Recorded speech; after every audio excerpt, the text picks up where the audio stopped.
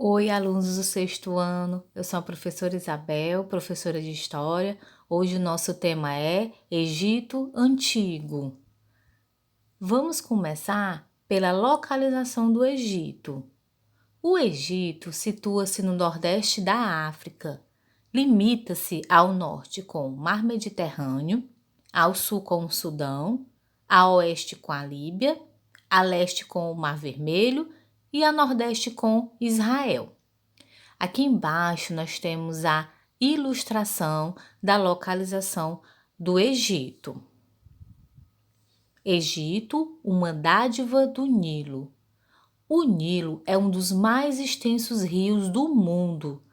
Nasce no coração da África, percorre cerca de 6.700 quilômetros e desemboca no Mar Mediterrâneo. Para os egípcios, o Nilo era considerado um deus. Gente, para essa civilização, o rio Nilo foi fundamental para o seu desenvolvimento e a sua subsistência. A sociedade no Egito. Aqui nós temos a pirâmide social do Egito, em que, em primeiro lugar, no topo, fica o faraó, abaixo dele, os nobres e os sacerdotes, mais abaixo, os soldados, depois os escribas, comerciantes, artesãos, camponeses e escravos. A economia do Egito Antigo. Na história econômica do Egito, predominou o modo de produção asiático. Nesse modo de produção, o Estado, que é o faraó, era o dono de todas as terras, por isso controlava e organizava o trabalho agrícola da sociedade. Agricultura e pecuária no Egito Antigo. São as duas principais fontes econômicas do Egito Antigo.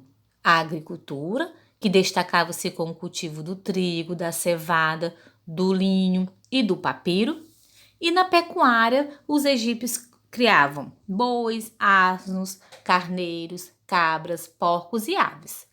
Começaram a criar cavalos a partir da invasão Hicsa. A carne era um alimento de luxo. Agora a gente vai entender a periodização da história política egípcia. Durante 3.000 anos, o Egito passou por períodos de grande brilho, decadência e muitas oscilações políticas. A história egípcia costuma ser dividida em duas, no período pré-dinástico e o período da dinastia, período dinástico. O período dinástico, ele é dividido em três, que é o Antigo Império, Médio Império e o Novo Império. É o que a gente vai ver agora. O período pré-dinástico foi uma fase que antecedeu a formação da primeira dinastia egípcia.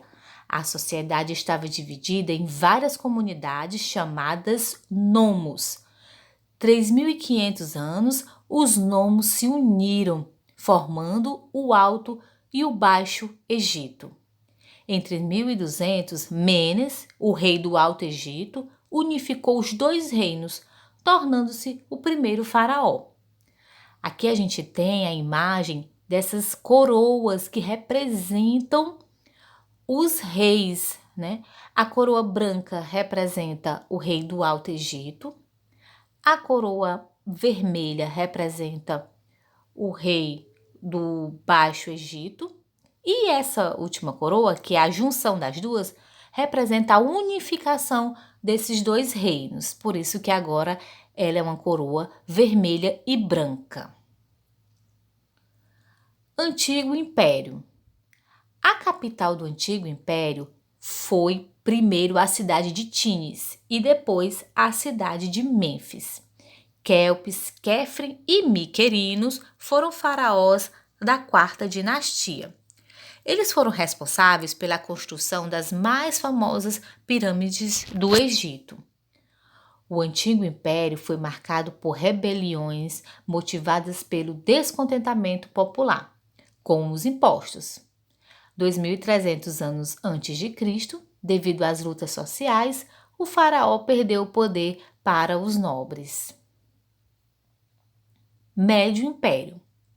A autoridade do faraó foi restaurada com o apoio da nobreza da cidade de Tebas. Durante o Médio Império, o Egito atingiu a estabilidade política, o crescimento econômico e o florescimento cultural. Isso determinou a conquista militar da Núbia, que era uma região rica em ouro. Em 1750 a.C., o Egito foi invadido pelos Íxos, um povo militarmente superior, que ficaram lá 170 anos. O Novo Império. Com a expulsão dos Íxos, iniciou-se uma grande expansão militar no Egito. Utilizando-se das técnicas aprendidas com os Íxos, os egípcios invadiram Jerusalém, Damasco, Assur e Babilônia, formando o imperialismo. Porém, a partir do século XII, o Egito foi sucessivamente invadido pelos assírios, persas, macedônios e, posteriormente, pelos romanos. A história recente do Egito. Já no final do século XVIII ao século XX, o Egito foi dominado pelos franceses, turcos e ingleses, até que em 1922 a Inglaterra reconheceu como Estado livre, independente e soberano. Voltando aqui à história, a gente vai falar agora sobre a escrita dos egípcios. A primeira escrita egípcia foi uma escrita sagrada, conhecida como hieroglifo, usada por escribas e sacerdotes. No processo de simplificação da escrita, os egípcios criaram mais duas escritas, a demótica, que era uma escrita popular, e a erática, que era mais uma escrita religiosa. Aqui a gente tem uma imagem de um hieroglífico. A arquitetura. Na arquitetura, os egípcios construíram grandes obras, pirâmides, mastabas, que eram túmulos em forma de trapézio, e hipogéus, que eram túmulos subterrâneos. Sobre a pirâmide, gente, eu vou fazer outro vídeo falando só sobre esse assunto para ficar bem claro e para a gente abordar bem esse assunto que é de curiosidade de grande parte dos alunos. A religião egípcia.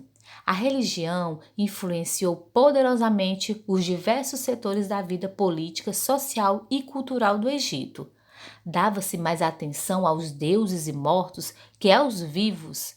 Enquanto os templos eram construídos de pedras duras e caras, as coisas dos civis eram feitas de tijolos cru, extremamente frágeis e de pouca durabilidade. A mitologia e o politeísmo.